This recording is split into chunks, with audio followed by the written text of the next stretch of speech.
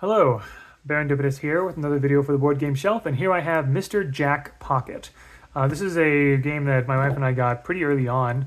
I think we might have gotten this on during our honeymoon or something. We were shopping around for games in Barnes & Noble, and this is one of the games we picked up, I think. I believe there is a larger game called Mr. Jack or whatever. This is just, we don't know anything about that game or whatever it is. It's just a small, what is it, half an hour version essentially. But yeah, so these are other games in that same series essentially. But this is basically an asymmetric game where one person is playing as Sherlock Holmes and Watson, and the other player is playing Jack the Ripper. And so you're trying to, you build the streets of London just kind of randomly like this in a grid, in a 3x3 grid, like that. And then you have these various these various suspects essentially, or these various disguises, right?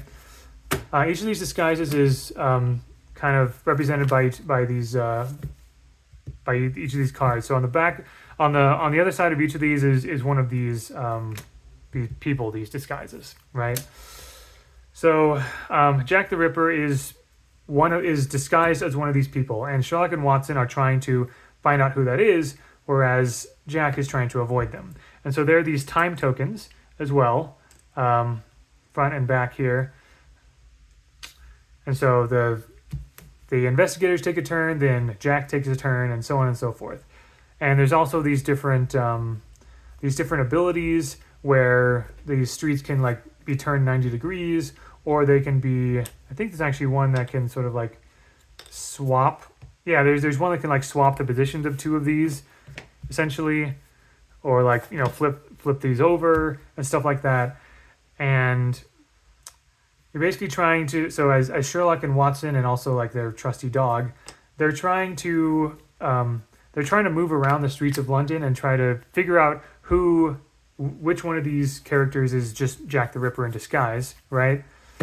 And you're also trying to make it so that you can have a clear line of sight. So in this case, none of the investigators have a line of sight on this person here, but you can turn this around. You can turn this 90 degrees and make that happen. And then Jack would have to try to find a way to move things around to make that not happen or whatever, stuff like that. These investigators are moving around. They're trying to figure things out, and Jack is trying to obscure the investigation. Honestly, it's I think I can see some very basic similarities with Watergate as well, where one person is the investigator and the other person is the criminal, and they're trying, the investigator's trying to uncover the truth, whereas the criminal is trying to obscure the truth. That's basically it. Pretty cool little thematic game, and my wife and I are big fans of Sherlock and steampunk stuff and all that, but yeah. It's cool. It's a fun. There's some fun ideas here, and we like having this. It's been a little while since we played this, but it's very it's pretty straightforward after you read the rules and everything. And 15 minutes, 2 players, 14 and up. Yeah. So there you go. That's Mr. Jack Pocket. Glad to have it because we're both fans of Sherlock Holmes. The various iterations of Sherlock Holmes, including BBC and all that kind of stuff. But yeah, thank you very much for watching. Hope you enjoyed. And until next time, all the best.